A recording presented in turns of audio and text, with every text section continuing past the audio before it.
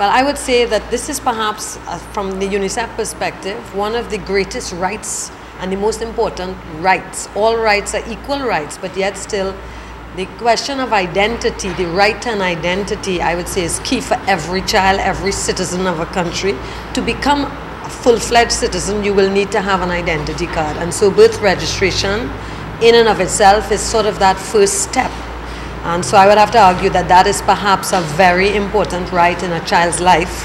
And this is why we want to try to assure that all children in Belize, we can achieve this universal registration of all children in Belize, you know. So from our perspective, I would say it's a very, very important right. Is there a timetable for the accomplishment of this universal registration in Belize? Yes, indeed. You know, we began the process last year. Our goal is to try to wrap it up by the end of this year so that we can argue at the end of 2012 that Belize has achieved universal birth registration.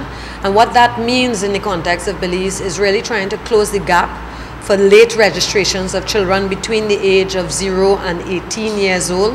On one hand, the other one is really to distribute all the certificates to children who have begun the process of registration, but in many cases have never collected their certificates. It's important to have the birth certificate in hand. All parents should have their kids' birth certificate. So we have been doing distribution as well.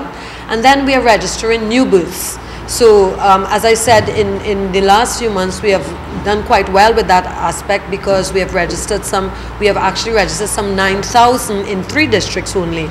We still have a few more districts to go to and to complete the process.